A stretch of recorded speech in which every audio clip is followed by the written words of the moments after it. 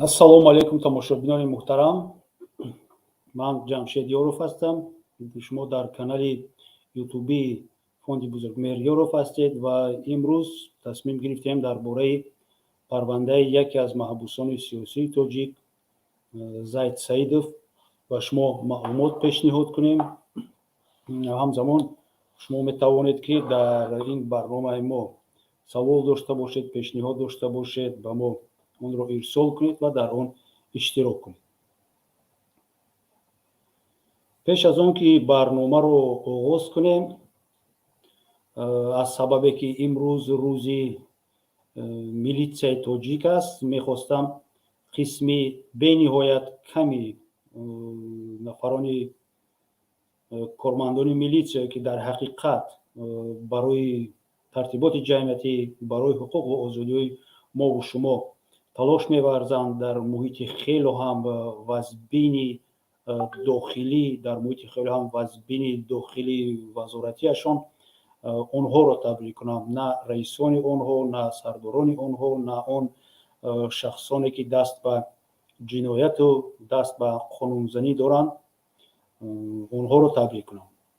ва ҳамзамон ба маълумоти шумо расониданӣ ҳастам ки фонди Бузургмеҳр барои ба ҷавобгарии ҷиноятӣ ба таҳрим даровардани чунин ашхоси ҷиноятпеша аз мисоли мақомдорони Тоҷикистон ки даст ба ҷиноят, даст ба шиканҷа ва муносибатҳои бераҳмона нисбати гумонбаршудаҳо, боздоштшудаҳо даст задан ва дигар амалҳои ғайриқонуниву ғайриқонунии умумибашарӣ, мо якчанд нафари онҳоро, парвандаҳои онҳоро тайёр карда барои дохил намудани онҳо ба рӯйхати Магнитский пешниҳод кардем. чӣ ки медонед, қонуни Магнитский, номи қонун ҳамин хел аст, қонуни Магнитский аз тарафи амрико қабул карда шудааст ва ҳамзамон ҳар як шахс,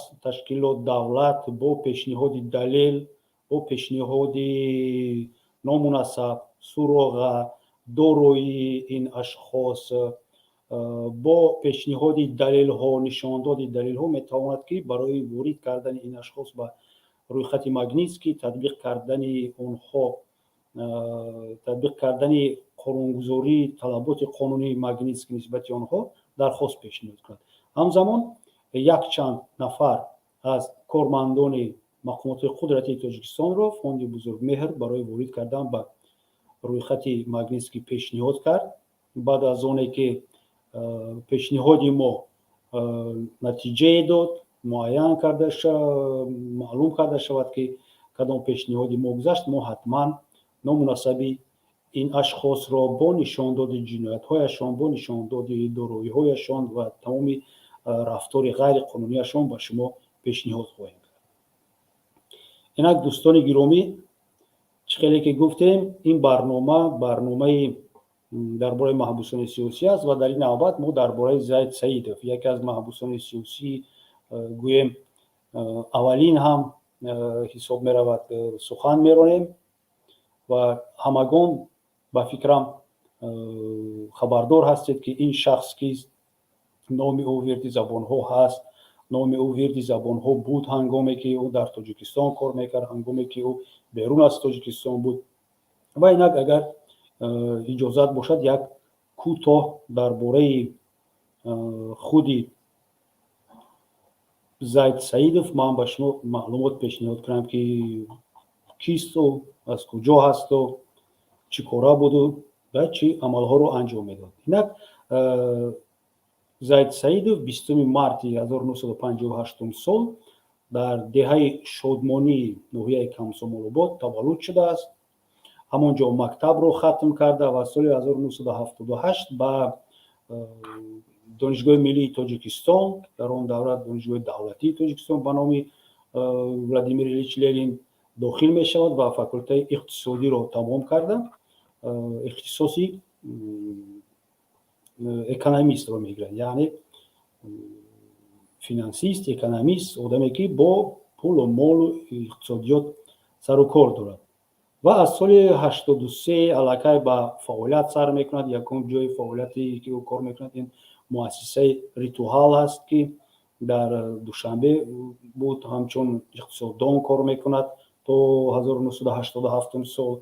баъд аз 87 то 88 вай дар комбинати номбарории Тоҷикистон кор мекунад. баъдтар дар комбинати истеҳсол ё ин ки истихроҷу коркарди сангҳои қиматбаҳо кор мекунад. баъд аз он аз соли 91 то 93 директори муассисаи Лаъл шуда кор мекунад. баъд аз оне ки ҷанги шаҳрвандӣ дар Тоҷикистон шурӯъ мешаваду хонаи ин касро аз тарафи сарбозон ё ин ки чихелик мегӯянд боевикони фронти халқӣ дар кӯчаи Қаротеғин оташ мезананд, ин кас маҷбур мешавад ҳиҷрат мекунад ба Федератсияи Россия ва дар Русия аз 93 сол то 1999 сол сардори ташкилоти халиф шуда кор мекунад. бояд гуфт ки дар ҳамин муддат то 1993 сол Заид Саидов яке аз ашхосе буд, ки саҳми худро дар бастани созишномаи истиқрори сулҳ ва ҳамдигарфаҳмии миллӣ ки 97 сол баста шудааст дар Россия, саҳми худро гузоштааст. албатта ин ва дониши иқтисодии ӯ боиси он гашт, ки бо таклифи ҳукумати Тоҷикистон соли 1999 сол ӯ даъват карда мешавад ба Тоҷикистон ва ба ҳайси раиси Кумитаи давлатии Ҷумҳурии Тоҷикистон оиди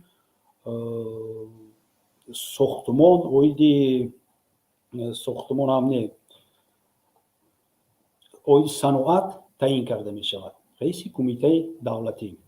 ва аз 2002 сол то 2007 сол аллакай ӯ раиси саноати, вазири саноати ҷумҳурии Тоҷикистон шуда кор мекунад. ин нишондоди он аст, ки ба дониш малакаи иқтисодии ин шахс Эмомалӣ Раҳмон ҳайати ҳукумат боварӣ мекунад ва ин шахсро бинед аз 99 сол то 2007 сол, яъне ки зиёда аз 8 сол ҳамчун аввал раиси Кумитаи давлатӣ қабул мекунанд, таъин мекунанд ва баъд ҳамчун вазири саноат.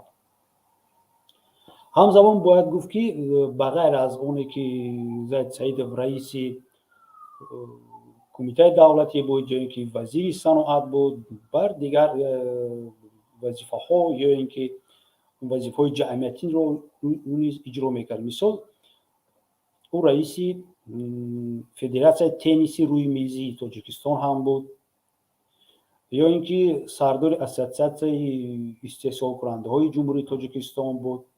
ҳамчунин якчанд мақоми дигар, ки вобастагӣ барои баланд бардоштани иқтисодиёти Тоҷикистон буданд, ишғол мекард. чихеле ки мо гуфтем, Заид Саидов аллакай аз 99 сол дар ҳайати ҳукумат кор мекунад, вазъияти ҳукуматро мебинад, муносибати ҳукуматро мебинад бо он ашхосе ки мехоҳанд тиҷорати худро ба Тоҷикистон биёранд, ба он шахсоне ки дороие ки дар хориҷ доштанд, ба мисли худи Заид Саидов. чихеле ки медонем, Заид Саидов дар хориҷа ба тиҷорат машғул буд ва тамоми ҳамон дороиҳое ки дар хориҷа дошт, баъде ки ӯро даъват мекунанд барои обод кардани ватан, барои рушд намудани иқтисодиёт, тамоми дорои худро оварда ба сохтмонҳо, ба иншоотҳо маблағгузорӣ мекунад, сохтмон, корхонаҳо, ташкилотҳо мекушояд, то ин ки иқтисодиётро бардорад. вале сиёсати пешгирифтаи ҳукумат нисбати муҳоҷирин, сиёсати пешгирифтаи ҳукумат нисбати ашхоси доро, ашхоси тоҷир ӯро маҷбур мекунад, ки барои ислоҳоти он як қадаме интихоб кунад. ва қадами интихоб кардаи ӯ ин таъсиси гурӯҳи ташаббускор оиди таъсис додани як ҳизби наве аст, ки ҳизби наве дар асосҳои марказӣ, на ҳизби чап, на ҳизби рост, дар асосҳои марказӣ ва мавқеи асосияш ин баланд бардоштани рушду камолу худи ҳамин иқтисодиёти тоҷикистонро баланд бардоштан аст.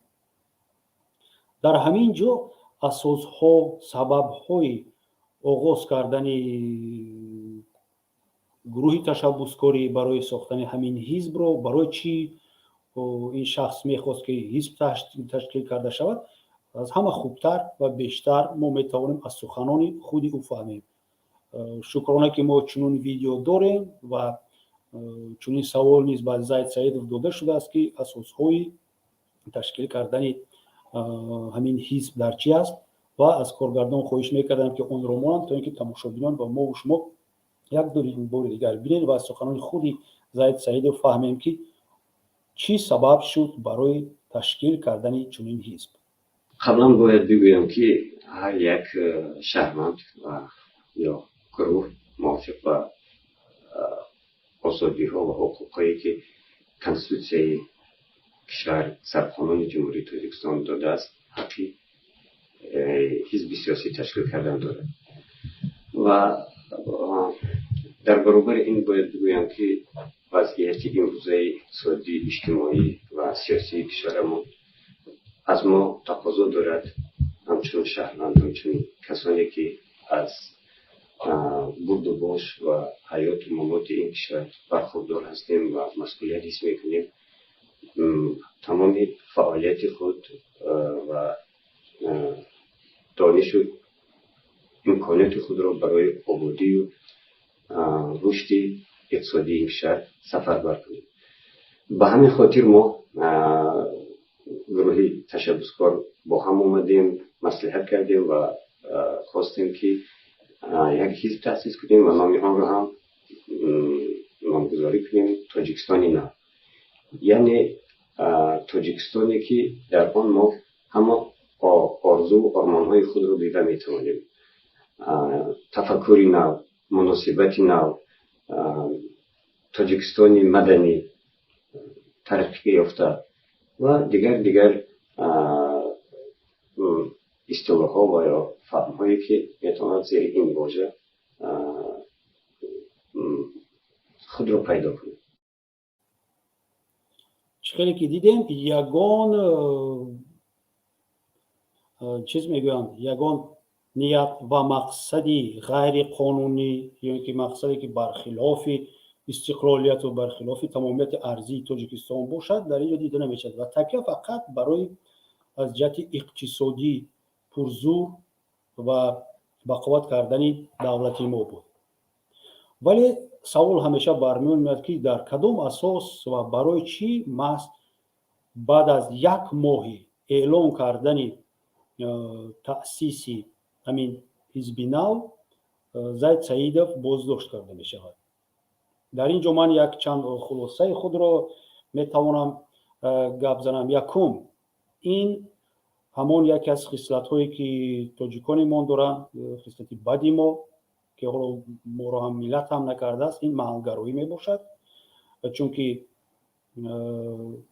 вақте ки яке аз ашхосе ки гӯем аз минтақаи ғолиб нест ва хеле ҳам дороии зиёде дорад, донишу малакаи зиёде дорад, аз тарафи шахсони тасодуфӣ молокияти ӯ бояд ки талаву туруҷ карда шавад. яъне боигарии ин шахс мебошад ва бояд ба ҳар роҳ, ба ҳар як баҳона ва таъсис додани ҳамин ҳизб ё як баҳонае шуд барои талаву туруҷ кардани моликияти шахсе ки аз қабила ё ин ки аз ноҳияи ҳокимони ин давра набуд. дуюм, ин тарси ҳукумат, дуюм варианти ман ҳамин ки ин дуюм тарси ҳукумат аст ки агар Заид Саидов бо чунин фикру ақида як ҳизбе таъсис диҳад ва имкониятҳои бештар фароҳам орад барои он муҳоҷирони меҳнатие ки иҷборан аз Тоҷикистон ронда мешаванд барои иштирок накардан дар ҳаёти сиёсӣ, иҷтимоӣ, маданӣ, барои ҷустуҷӯ кардани як луқма нон, тарафдори ин ҳизб нашаванд ва ин ҳизб шумораи аъзояшон зиёд нашавад, дар интихоботҳои парламентӣ ғолиб наояд. бояд гуфт ки ҳамон сол, яъне ки соли 13 که زاید سعیدов بازداشت کرده می شود باید به نزدیکی انتخابات برگزار می شد و حکومت خوف رو در سیمای این شخص می بیند و به هر بهانه پرونده آغاز می کنند با روح فریب با کدام روح فریب من در دوام گپ میزنم با روح فریب او رو از خارج کشور گرفته می بیارند و در خودی همون ترپی سامالیات یک بار بازداشت میکنن غیر قانونی و تمام عملهایی که نسبتشان صادر کردن روا میبینن.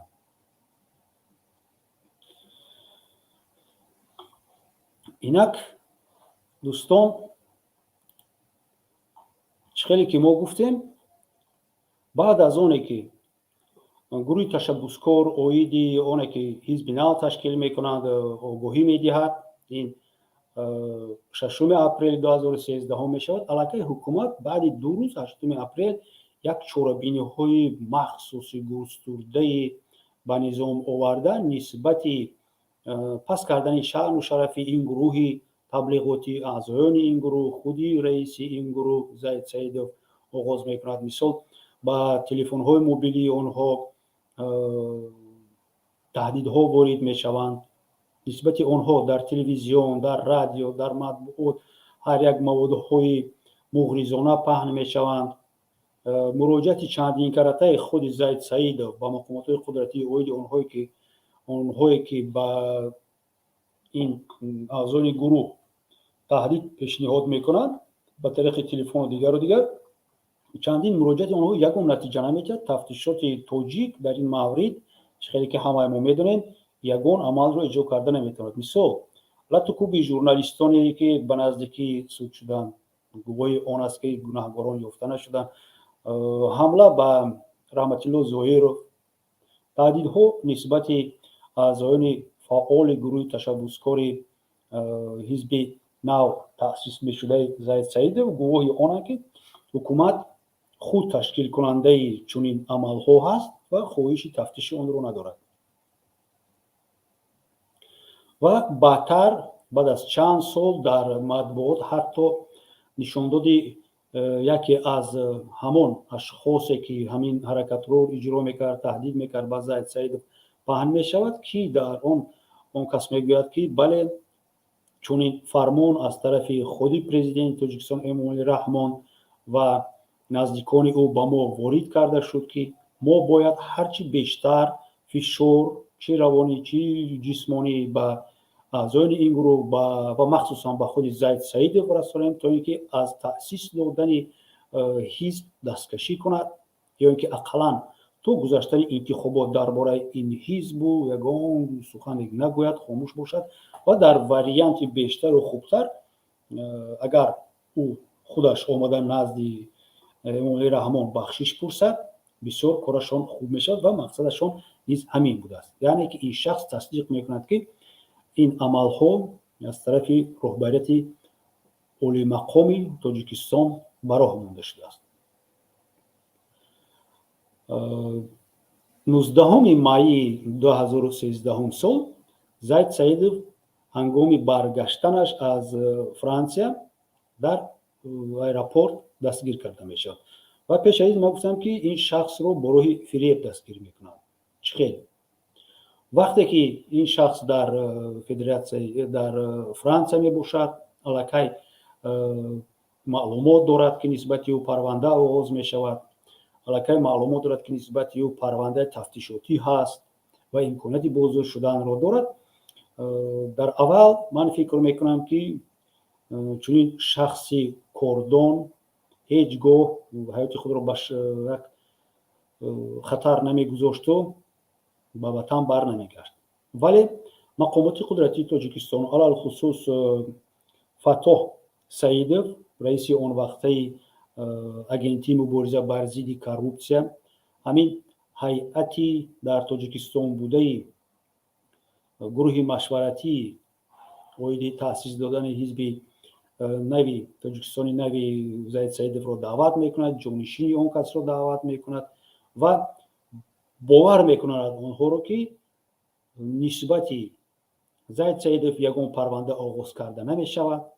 مقامات قدرتی президенти кишвар як тасмиме гирифтаанд ки дар сурати баргаштани Заид Саидов ва дар сурати то ақаллан баргузор шудану гузаштани интихобот сухан накардан оиди таъсиси ҳамин ҳизб касе ба онҳо кордор намешавад ва нисбати онҳо ягон парванда ҳам оғоз карда намешавад. бовар мекунонанд ҷонишини Заид Саидов ин суханонро ба раисаш мерасонад. Заид Саидов ба ӯ бовар карда бармегардад ба Тоҷикистон ва ҳамон рӯз, яъне ки 19 майи 2013 сол тақрибан соати 3 шаб дар худи аэропорти Душанбе боздошт карда мешавад аз худи трапи самолёт ва ин яке аз аввалин хатогиҳо ё қонуншиканиҳои тафтишотӣ ҳисоб мешавад. бояд гуфт ки Заид Саидов дар он мавриде ки ҳабс карда мешавад депутати маҷлиси намояндаҳои шаҳри Душанбе буд ва бе ризогии ин мақомот ҳеҷ ягон депутати ин мақомотро мумкин нест ки худсарона гирифта ҳабс кунанд. бояд ҳатман аввал розигии ӯ гирифта шавад, бояд маҷлиси намояндаони депутатҳои шаҳри Душанбе ҷамъ мешуд, прокурор бояд бо далелу фактҳо дар пеши онҳо суханронӣ мекард, исбот мекард ки чӣ зарурият дорад ки бояд Заид Саидов боздошт карда шавад ва баъд ин ашхос иммунитети ӯро бекор мекарданд ва баъд мумкин буд ки депутатро боздошт кунанд. вале мақомоти Тоҷикистон чӣ хеле ки аллакай ҳама медонем қонун барои онҳо фақат он қонуне ҳаст ки ба манфиати онҳо аст, ба манфиати зиёд кардани маҳбусони сиёсӣ, ба манфиати пахш кардани шахсоне ки як ислоҳот мехоҳанд дароранд, шахсоне ки гӯё як хатаре доранд ба ҳокимон, талаботҳои қонунро сарфи назар мекунанд ва ӯро боздошт мекунанд ва фақат баъд аз гузаштани 32 соат чунин розигӣ гирифта мешавад. ва ман боварӣ комил дорам ки чунин розигӣ ҳам ба расмият дароварда нашудааст. боварӣ комил дорам, вале ягон исботи онро мо надорем. не ки вақт нишон медиҳад ки суханони ман ҳақ аст. бинед, баъди 32 соат розигӣ дода мешавад оиди ки иммунитети ӯ бардошта шудааст ва ӯро ҳабс кардан мумкин аст. вале дар ин муддат, дар 32 соат аллакай пурсиши гумонбаршуда мегузарад, пурсиши Заид Саидов мегузарад. Заид Саидовро бо яке аз ашхос рӯбарӯ мекунанд. ҳоло ман кӯшиш мекунам ҳамон нафарро ёбам, номашро Ҷураев Н, ин ҳамон ба фикри ман ҷонишини Заид Саидов буд. рӯбарӯкунӣ ин ҳаракати тафтишотӣ аст. рӯбарӯкунӣ мегузаранд дар хонаи Заид Саидов, кофтукоб мегузарад дар хонаи наздикони ӯ, кофтукоб мегузарад дар ҷои кораш, кофтукоб мегузарад. яъне ки як қатор қонунвайронкуниҳо аллакай дар якум 32 соати боздошти ин шахс вайрон карда мешавад. ва дигар аз ҳуқуқвайронкунии маъмулие ки аз аввали тафтишот то охири суд буд, ин ҳуқуқ ба ҳимоя аст. ба адвокатҳои Заид Саидов ягон маротиба ҳуқуқи бемамоният яка ба яка суҳбат кардан бо зерҳимояи худ дода нашудааст. бовар кунед, фақат дар рафти тафтишот вобаста ба як масъала, ба масъалаи ҳуқуқвайронкуниҳо аз тарафи тафтишот 3 адвокати Заид Саидов зиёда аз 30 дархост ба тафтишот пешниҳод карданд. вале мақомоти тафтишотӣ худи Фатоҳ Саидов ва роҳбари гурӯҳи тафтишотӣ ягон ҷавобе ҳам надоданд. бовар мекунед, ҷавобе ҳам надоданд. дархост ворид мешавад, вале ин дархост на қабул карда мешавад ва на рад карда мешавад. дар ин ҷо мехостам дар бораи 3 адвокати Заид Саидов, адвокатоне ки бениҳоят ҷасур, адвокатое ки ҷабр диданд аз дасти ин мақомдорони тоҷик суҳбат кунам. якум адвокат, ин шиноси хело наздики ман ҳаст. метавонем гӯем ки این استاد یکمی من هست در همین ساحه حقوق، این فخرالدین زوکیروف است. فخرالدین زوکیروف رئیس اتفاقی رئیس کلیگ ادوکات‌های مستقلی شهر دوشنبه بود. در همان وقتی بازداشت شدن است، پیش از آن با همراه بزرگمهر یوروف کلیگ ادوکات‌های شهر دوشنبه را تأسیس می‌دهد، کلیگ ادوکات‌های سپاه را تشکیل می‌دهد، همکاری می‌کنند و 2000 ماه مارس 2014 سال بعد علاقه یکم بار حکم گرفتن زید سیدов این شخص را از طرف مقامات агенти ضد коррупсионӣ از طرف مخصوصا و با فرمان فتوح سیدов بازداشت میکنند. مدت در بازداشتگاه میشیند، آزاد میشود، باز یک بار دیگر این را بازداشت میکنند و سببش همین میباشد که به نهایت یکی از موقع فعالی برای حمایت زید سیدов را میگیرد. ادوکاتی بود که در قسمت پرونده های اقتصادی زید سیدов کار میکرد، بسیار معلومات داشت، بسیار مشکلی به تفتیشات می آورد، اون دروغ و اون بافته های مقامات را فحش میکرد و حتی با نسبت سیدов فتوح رئیس агенти مبارزه بر ضد коррупсия به سود دعوا پیشنهاد کرده بود. سیدов عبدالفتاح پیشگیری کرده با عیب آنه که گویا نکای فخرالدین مبلغ را از بانک گرفته است و آن را پرداخت نمی کند و بازداشت می کنند و زندانی می کنند. البته که یک متهمات ابلهانه ساخت کارانه و برای محدود کردن حقوق و آزادی های زید سیدов و خود ادوکاتی روانه کرده شد. ادوکاتی دیگر این نیز ادوکاتی شهرت است، شهرتمند است در تاجیکستان.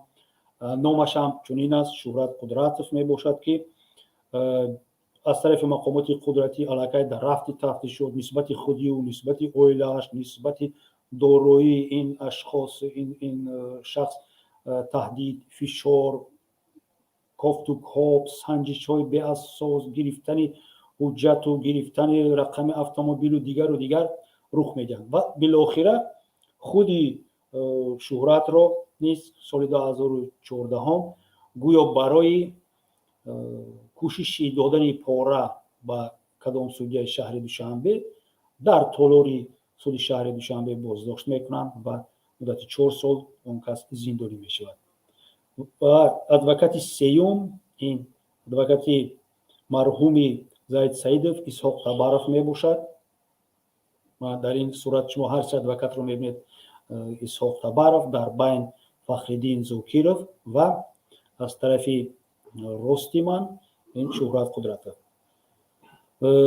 اسحاق табаров سال 2016 سال در نتیجه تاب آوردن به فشارهای پسیخولوژی که با او مقامات تاجیکستان چاره دید، فشار، محبس، آغاز پرونده های جنایتی، محبس های طولانی نسبت دو فرزندش، در نتیجه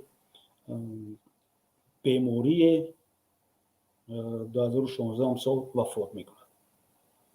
این یگانه ادوکاتی می باشد که در پرونده زید سیدов زندانی نشده بود. دیگر تمام ادوکات های او زندانی می شوند بنابر فعالیتی بسیار هم پرثمر، فعالیتی بسیار هم سرمحصول و یک با درجه عالی یک ادوکات های آن دوره، نه به مانند ادوکات های حاضر. وقتی که من اینترویوی زید سیدов را تماشا کردم و فکر کردم که در حقیقت یکی از سبب‌های بازداشت کردن این شخص زید سیدов این مناسبت او، نقشه‌های او با مهاجران مهنتی که مجبور میشوند به ترک وطن کنند، به خارج کشور روند، نقشه‌های آن کس اوید برگردوندن اونها، اوید جای کار ба ҷои кор таъмин кардани онҳо мебошад. ва дар ин ҷо мехостам ки як порча аз суханронии Заид Саидовро дар бораи муҳоҷират ва сиёсати давлат дар ин самт коргардон бимонад, то мо як нақшаҳои ӯро худамон фикр кунем ва вақте ки шумо гӯш мекунед диққат кунед ки маҳз ҳамин суханон ба ҳукуматдорони мо хатар доранд ва яке аз сабабҳои боздост шудани ӯ метавонанд шаванд. марҳамат. ва яке аз сабабҳои таъсиси ба саҳнаи сиёсӣ омадани ин ҳизбро дар ноумедии қишри муайяни ҷомеа аз ояндаи хубу дурахшон гуфтем ва ҳамчунин фирори мағзҳо гӯем ё ки худро дар кишвари аҷдодии худ дар ватани худ наметавонанд ҷои худро пайдо кунанд, талаботи рӯзмарраи худро қонеъ кунанд. бинобар ҳамин ин нерӯи созанда мутаассифона барои ободии кишвари дигар сарф мешавад. агар мо тавонем бо истифодаи он чизе ки қаблан гуфтем муҳоҷирати меҳнатиро коҳиш бидиҳем ва содири ин ё ки ба таври дигар гӯем фирори ин нерӯи ақлониро аз кишвар тавонем боздорем ва ё баргардонем, ин танҳо ва танҳо бурди ин кишвар ҳаст ва мо ҳамон ноумедие ки имрӯз мутаассифона ҷомеаро фаро мегирад, мо метавонем барои ин нерӯро барои ободии кишвари аҷдодии худ сарф кунем.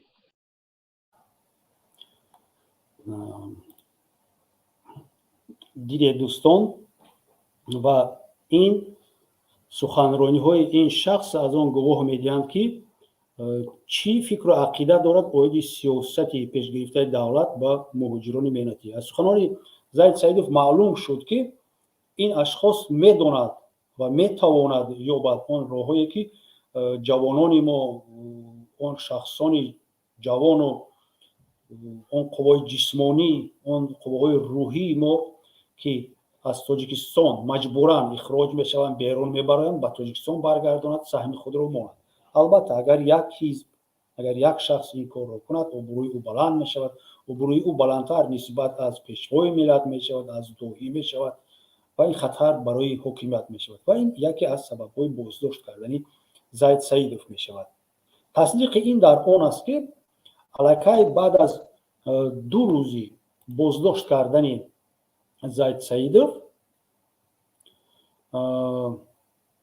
дар Тоҷикистон, дар шаҳри Душанбе шахсоне гашту гузор мекарданд, брошюра медоданд ба мардум дар газетаву маҷаллаҳову ҳамин воситаи ахбори оммаи давлатӣ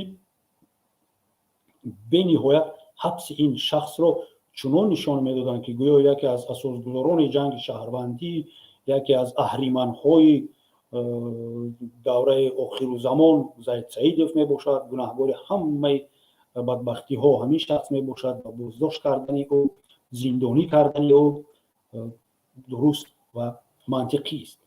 ин баъди 2 рӯзи боздошт кардани ин шахс аст. яъне ки эҳтимолияти бегуноҳӣ, презумпсия невиновности ки дар сарқонун ҳам оварда шудааст, дар эъломияи ҳуқуқи башар ҳам оварда шудааст, дар дигар ҳуҷҷатҳои санадҳои меъёрии ҳуқуқӣ оварда шудааст, нисбати Заид Саидов ва дигар маҳбусони сиёсӣ ки дар пушти ман мисол суратҳошон ҳаст, татбиқ карда намешавад умуман ва касе нисбати ин амал ҷавобгар ҳам намешавад. баръакс, бинед, агар як тараф ёдовар шавад Заид Саидовро, гӯяд ки ӯ ҷинояткор асту таблиғ кунаду гӯяд ки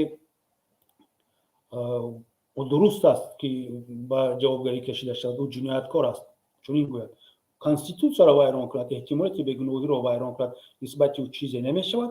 вале агар дигар кас гӯяд ки не, мо бовар надорем ки Заид Саидов гунаҳгор аст, ӯ ҷазо дода мешавад.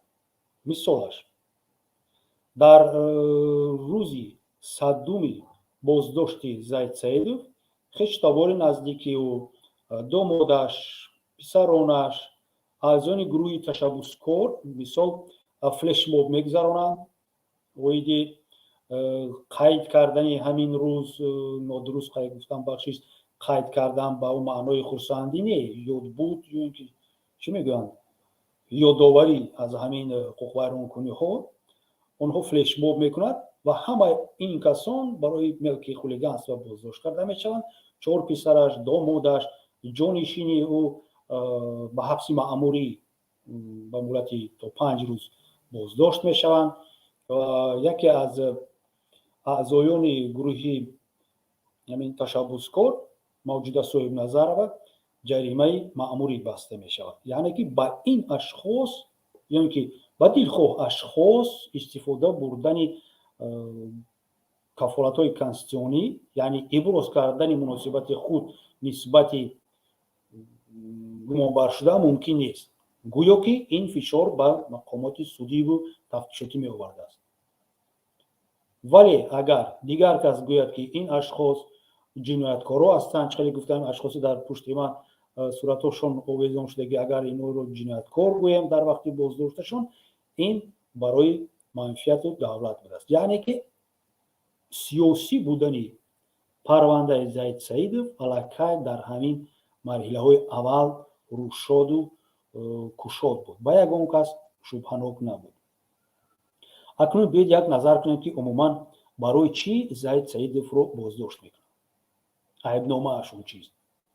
яке аз айбномаҳояшон ин таҷовуз ба нисбати духтари ноболиғ, амалҳои ғайриқонунӣ нисбати ноболиғ мебошад, тасарруфи амволи давлатӣ, қалобӣ, сохтакории ҳуҷҷатҳо ҳангоми сохтани он бинои Плаза Душанбе. агар баъзеҳо ёки касеҳо аз ҷавонону ноогоҳон надоранд, дар ҳамон назди Профсоюз рӯбарӯи телевизиони пештараи Сафина, ҳоло намедонам чӣ аст, дар наздикии Домпечат чорҳава дута ҳамон башня близнеси гӯё сохта шудагӣ ҳастанд ва инро махз Заид Саидов сохтагӣ аст. вале аз тарафи Убайдулло номаш чӣ буд? Маҳмадулло Убайдуллоев, Маҳмадалӣ Убайдуллоев ҳамон раиси шаҳри Душанбе пештара. хеле ин одамои ду нағзро одам ному фамилияшонро медонад. ин хеле одамоне ки як амалбардор, фармонбардори хоҷагони худ ҳастанд, Маҳмад Саид Убайдуллоев, манам номаш ба ёдам расид, қариб астағфируллоҳ як чиз мегуфтам, бахшиш тамошо бинён. Маҳмад Саид Убайдуллоев бо макру фиреб ин биноро аз дасти кашида мегирад. бояд гуфт як чанд корхона низ дошт Заид Саидов, Тоҷикатлас низ. аз он кас буд барои фиребу таҳдиду макорӣ ҳукуматдорон аз дасташон мегиранд, соҳибкорро ба чунин ҳолате мерасонанд ки бовар кунед ягон кас дар Тоҷикистон дар чунин шароит дар бораи инвеститсия кардан, яъне овардани маблағ аз берун барои кушодани бизнес дар Тоҷикистон фикр намекунад. вале Заид Саидов боз ҳам дар фикри оне ки ватан обод шавад, мардум ҷои кор ёбанд, мардум беҳуда дар хориҷи кишвар зери таҳдид, дар бесоҳибӣ намонанд, дар ватани худ кор кунанд, ватанро обод кунанд. дар фикри ин буд дар Тоҷикистон мемонад, дороиашро намебарорад ва кӯшиш мекунад ки то охира фаъолияти худро давом додан гирад. бинед чӣ хеле ки гуфтем, якчанд айб пешниҳод карда мешавад нисбати ин ашхос Заид Саидов ва яке аз айбашон ин ҳамон таҷовуз мебошад. гӯё ки кимкадом 14-сола 15-сола духтарро баъдтар мефаҳмем фамилияш Бобураҷабова эм будааст, барои фиреб ӯро маст карда таҷовуз мекунад, чанд маротиба ӯ чанд сол аз ӯ кӯдакдор мешавад. Бобураҷабова баъди 8 сол омада муроҷиат мекунад ки Заид Саидов ба ман ҳамин корро кард. вақте ки дар СИЗО рӯбарӯ мекунанд, дар ҳамон маврид Исоқ Табаров адвокатӣ мекард Заид Саидовро, баромада ба воситаи ахбори омма мегӯяд ки чун ин рӯбарӯкунӣ баръало нишон дод, ки Заид Саидов ин Бобораҷабова М-ро намешиносад. Бобораҷабова М ин як одами ташкилкардагӣ аз тарафи мақомоти Саидов Абдуфаттоҳ мебошад. ҳоло мо намедонем, ҳатто мумкин коргар ҳам бошад ё ин ки ягон муттаҳаме бошад, ки барои содир кардани ҳамин кор ба ӯ розигӣ доданд. ин тасдиқи худро дар чӣ меёбад? бибинед, ба ёди ман ҳамон ҷаласаҳо, маҷлисҳои ҳизби социал-демократии Тоҷикистон ба ёдам мерасад, ки бинобар оне ки ин ҳизби оппозитсионӣ буд, ягон ташкилот, муассиса барои онҳо толор ҳам ҷудо намекард, ки онҳо ҷаласаҳои ҳизбияшон ки ҳамон пленуми раёсаташонро гузаронанд ва он пленумҳоро дар хонаи ё Маҳмурод Одинаев ё ин ки дар хонаи худи раиси пешинаи ҳизби социал-демократии он вақта Раҳматулло Зоиров мегузаронданд ва ҳатто видео ҳаст, ки занакҳои намедонам ҳамин хел коммунист, ҳамин хел шуҷоъ, ҳамин хел патриоте, ки хунашон барои ободии кишвар месӯзад, вале гуфти додаҷон Атоғуллоев наскиҳояшон даридагӣ, фикри оне ки наския маълиш кунам, фикри оне ки рафта як бурда нон ёбам, зиндагима пеш барам, не, рафта дарро мекуфтанд. Як ҷаласаи як ҳизбе ки онҳо умуман ягон алоқамандӣ надоранд, вайрон мекарданд, бо доду фиғону дигару дигар саҳнасозӣ мекарданд. Ва ҳамин Бобораҷаб ва М ҳам аз қабили ҳамонҳо аст, аз ҳамон бригадаи ҳамин мақомоти қудратӣ ҳаст. чӣ хеле ки касе мисол дар интернет ҳодисаҳои Русияву ҳодисаҳои ҳамин Украинаро тамошо мекунад, мебинад, ки бояд бинад, ба фикрам ё дидааст, як гурӯҳи кампиракон ҳастанд дар Краснодарский край, отряди Путина ном доранд, ҳамеша таҳдид мекунанд ба Байдену, ба президенти Австралия ва Аргентинаву Бразилия ва ҳатто то раиси Чили, ки мо ба шумо қаври шуморо мекунем, агар шумо президенти моро раҳмату иззату дигару дигар нагӯед. яъне ки ин як қолабе шудааст, ки ёфтан, равон кардан ва айбдор кардани шахс. бахшиш ки дар ин бора камтар дароз гуфтам, ана ҳозир дар бораи ҳамон даъвои Бобораҷабов мегӯям. Бобораҷабов мегӯяд, ки Заид Саидов маро чиз кард, таҷовуз кард, маҷбурӣ чандин маротиба ман ҳомила доштам ва ин фарзанди он кас аст. барои муайян кардани падари Заид Саидов се адвокат дархост менависанд, ки ташхиси биологӣ гузаронида шавад.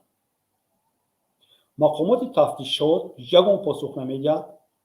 тафтишот ба итмом мерасад ва баъд дар вақти мурофиаи судӣ маълум мешавад, ки ташхис таъин карда шуда будааст. ташхис ҳатто ҳам гузашта будааст ва ташхис баръало ҷавоб додааст, ки бале Бобораҷаб ва М алоқаи ҷинсӣ бо Заид Саидов доштад ва фарзанд аз онҳо аст.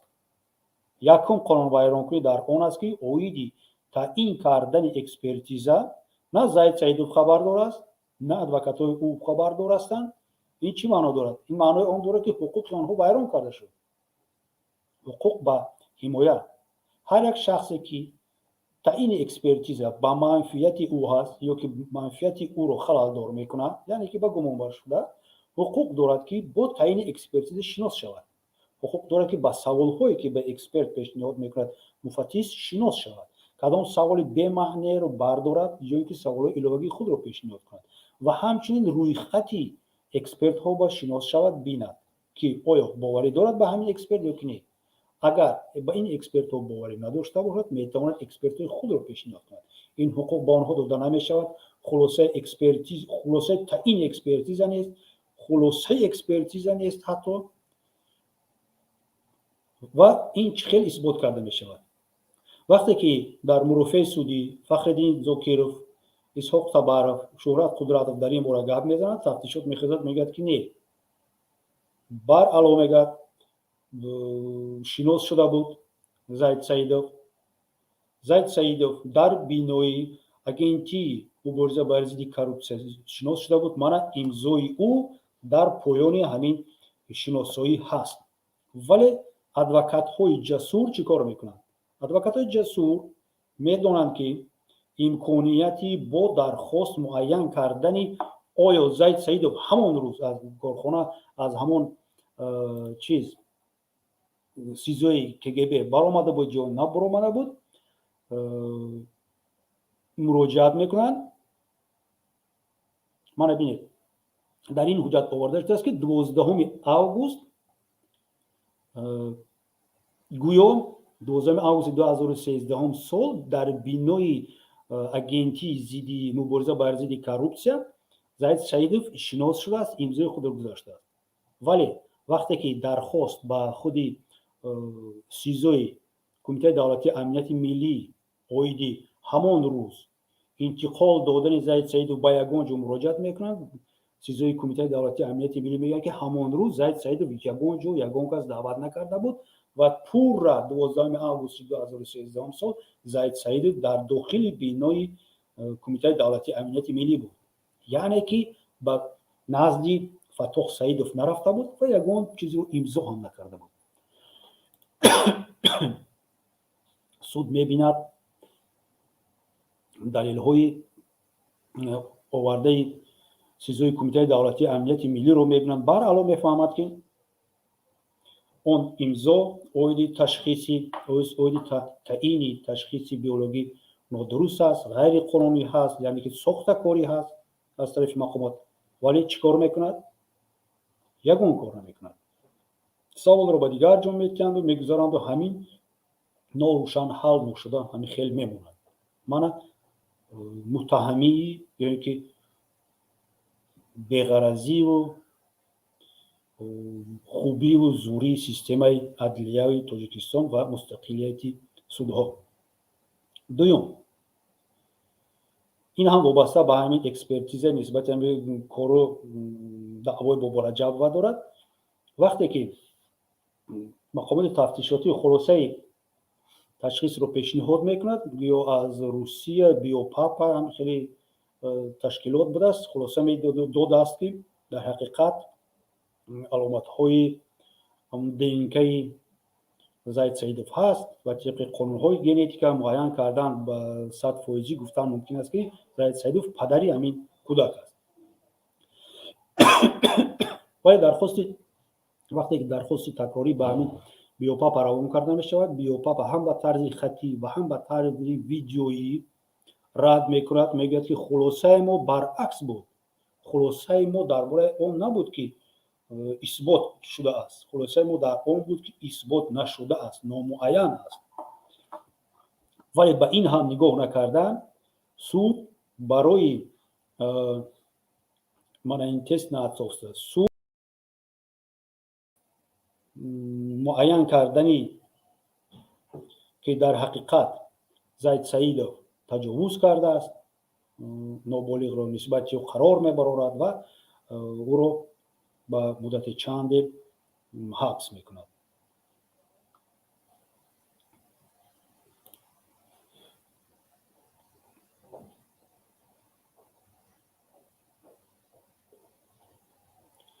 дар умум дӯстони азиз, нисбати Заид Саидов ду парванда мешавад. яке аз парвандааш 2013 сол моҳи декабр ба итмом мерасад. ин ҳамон парвандаҳои қаллобиву парвандаҳои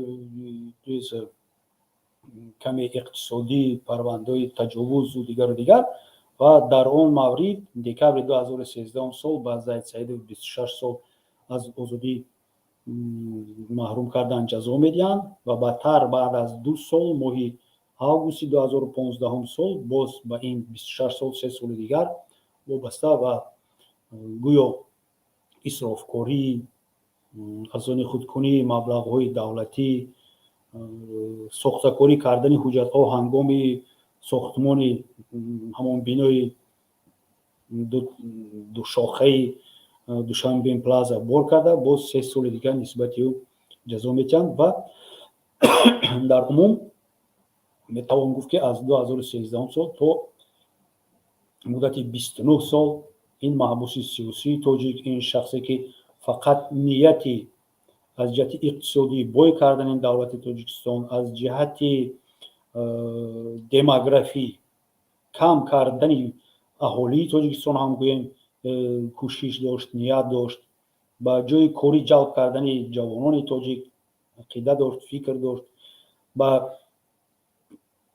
плюрализми ҳамин сиёсӣ роҳ мондани буд, кӯшиш мекард. ба ин шахсе ки дар ҳақиқат дар натиҷаи ба ҳамин доми фиреби мақомоти қудратӣ ғалти 29 сол медиҳанд ва то ҳоло ягон авфе ки гузашт нисбати Заид Саидов татбиқ накардааст.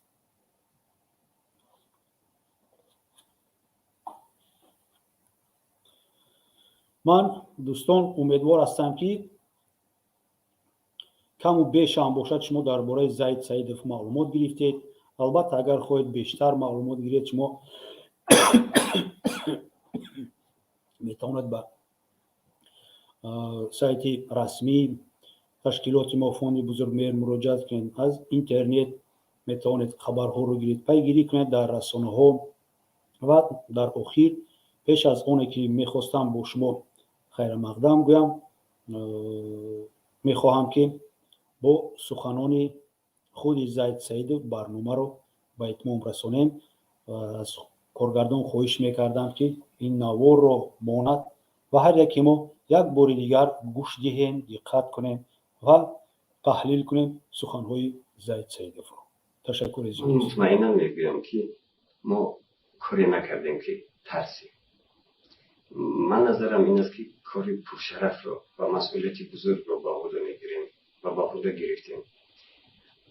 ин ҳуқуқи конститутсионии мо ҳаст, ҳуқуқи шаҳрвандии мо ҳаст ва ҳамчунин ҳар як шахси огоҳ ва масъулиятшинос наметавонад ба як зиндагии хуби худ маҳдуд шавад вақте ки мебинад ҳазорон ҳазор ё бештар аз миллион шаҳрванди ин кишвар муҳоҷирати меҳнатиро пеша мекунад ва худ орому хушҳол зиндагӣ мекунад.